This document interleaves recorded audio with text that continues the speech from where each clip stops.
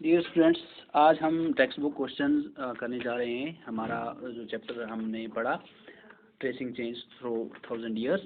तो पहला क्वेश्चन हमारे पास है, who was considered a foreigner in the past. यानी फॉरेनर जो लफ्ज़ इस्तेमाल होता था, फॉरेनर किस इंसान के लिए इस्तेमाल होता था पहले ज़माने में। तो इसका आंसर होगा मेडिवल पीरियड में किसके लिए इस्तेमाल होता था फॉरेनर। लफ्ज़ जो है फॉरेनर किसके लिए इस्तेमाल होता था, ये होता था किसी भी उस शख्स के लिए जो उस इलाके का रहने वाला ना हो। According to the medieval period, any stranger कोई भी stranger, any stranger who did not belong to a certain society और कल्चर, जो उस सोसाइटी का या उस कल्चर का,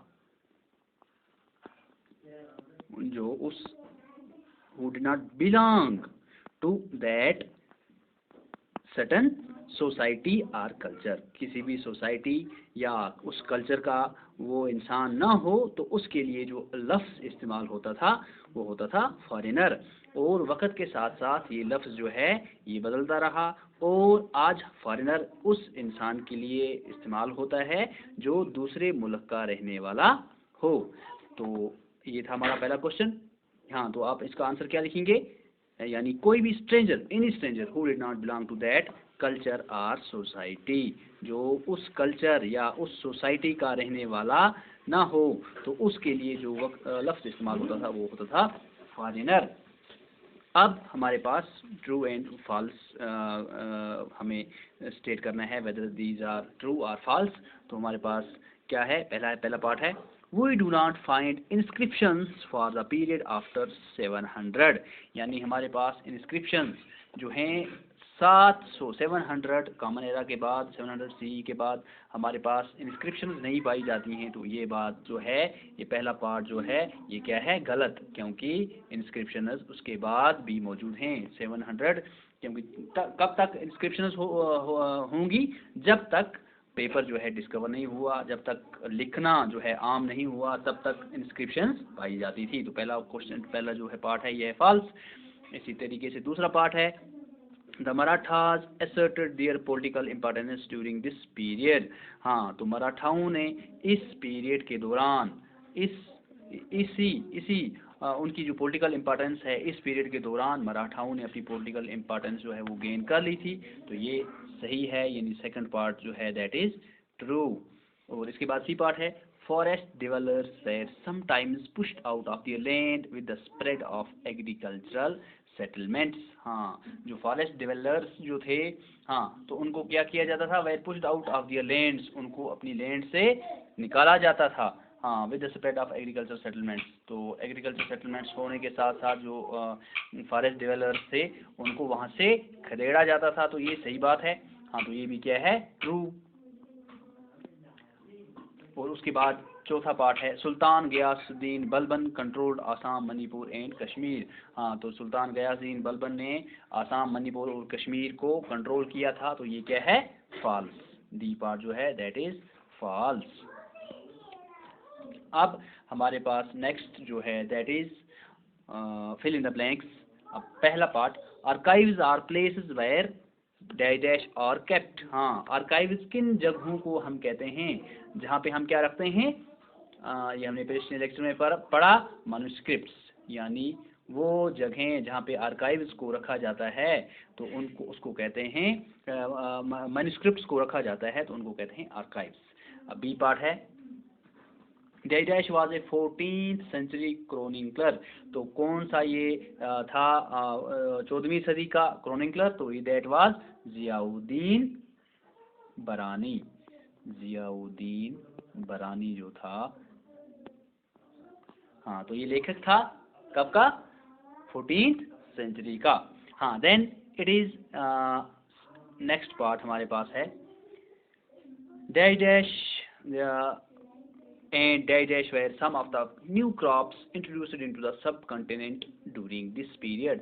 तो इस पीरियड में, इस हमारे सबकॉन्टिनेंट में कौन कौन सी चीज़ें जो हैं, क्रॉप्स जो हैं वो इंट्रोड्यूस हुए, नए नए क्रॉप्स कौन कौन से यहाँ पे आए। तो पहला है पोटैटोज़ आए, potatoes were introduced in 17th century। और उसके बाद है कॉर्न, चिलीज, यानी ये कुछ क्रॉप्स जो हैं ये इस दौरान इस कॉन्टिनेंट में इंट्रोड्यूस हुए। इससे पहले ये यहाँ पे नहीं उगाए जाते थे। तो ये हैं पोटैटोज है, कॉर्न है, चिलीज है, टी है, चाय and coffee. These were the some of the crops which were introduced into the subcontinent during this period. तो फिर हमारे पास नेक्स्ट क्वेश्चन है, that is what were list some of the technological change associated with this period। तो इस period में कौन कौन सी technological change जो है वो आई। तो टेक्नोलॉजिकल चेंज इसमें पहली जो है हम लिखेंगे पर्शियन व्हील के बारे में। हाँ, पर्शियन व्हील इरिगेशन के लिए, पर्शियन व्हील जो इस्तेमाल होता है किसके लिए, फॉर इरिगेशन। पहली टेक्नोलॉजिकल चेंज यही आई कि इरिगेशन पर्पस के लिए पर्शियन व्हील ईजाद हुआ। उसके बाद नेक्स्ट जो है एक और technological change I, that was spinning wheel in weaving. Spinning wheel in weaving यानी चरखा। और उसके बाद फायर आर्म्स इन कम्बैट। फायर आर्म्स यानी लड़ने के लिए जो तोपें हैं उनका जो वजूद है वो भी इसी ज़माने के दौरान हुआ। यानी ये कुछ टेक्नोलॉजिकल चेंज हैं जो इस दौरान हुई। तो कौन कौन सी हैं वो, हाँ तो हम सिंपली याद रखेंगे पर्शियन व्हील जो इरिगेशन के लिए इस्तेमाल होता है। उसके बाद स्पिनिंग व्हील, हाँ स्पिनिंग व्हील वो किसके लिए इस्तेमाल होता है, वीविंग के लिए। और उसके बाद फायर आर्म्स। फायर आर्म्स यानी ये कुछ चीज़ें हैं जो इस ज़माने में टेक्नोलॉजिकल चेंज जो इस ज़माने में हुई। उसके बाद हमारा नेक्स्ट क्वेश्चन है, that is what were some of the major religious developments during this period. तो रिलीजियस डेवलपमेंट्स जो हैं वो कौन कौन से इस पीरियड के अंदर कौन कौन सी रिलीजियस डेवलपमेंट्स हुई। तो ये जो रिलीजियस डेवलपमेंट्स हैं इस ज़माने की, इसमें आता है, पहला आता है वर्शिप ऑफ न्यू डाइटीज, यानी वर्शिप ऑफ न्यू डाइटीज। नए आका नए देवताओं की पूजा होने लगी। नेक्स्ट है construction of temples. Construction of temples हुए। टेम्पल्स जो हैं बहुत सारे कंस्ट्रक्ट हुए इस ज़माने में। कंस्ट्रक्शन ऑफ टेम्पल्स पहला है, नए नए डाइटीज़ की पूजा होने लगी, नए नए टेम्पल्स कंस्ट्रक्ट होने लगे। इसके बाद growing importance of Brahmins the priests. Brahmins की या प्रीस्ट्स की इम्पोर्टेंस जो है वो ज़्यादा होने लगी। Importance of growing importance of Brahmins यानी जो हिंदूज़ में ये अपर कास्ट होती है ब्राह्मण्स, ब्राह्मण्स की जो इम्पोर्टेंस है वो ग्रो होने लगी और डोमिनेंट ग्रुप माना जाने लगा इनको। प्रीस्ट्स जो थे वो dominant groups as dominant groups माना जाने लगा सोसाइटी के अंदर। अच्छा, फिर emergence of bhaktis. Emergence of bhaktis, emergence of bhaktis और emergence appearance of new religions. नया रिलीजन भी इसी दौरान जो है नया रिलीजन जो माइग्रेंट्स ने या मर्चेंट्स ने लाए, उन्होंने तालीम दी होली कुरान की भी।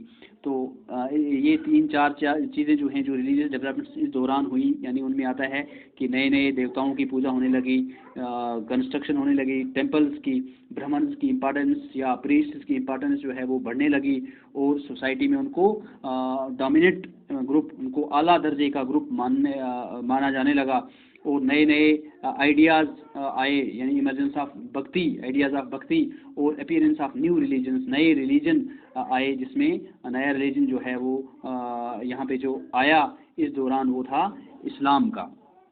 तो ये थे हमारे कुछ टेक्स्ट बुक क्वेश्चंस। मिलते हैं कुछ और क्वेश्चंस के साथ, तब तक के लिए खुदा हाफिज़।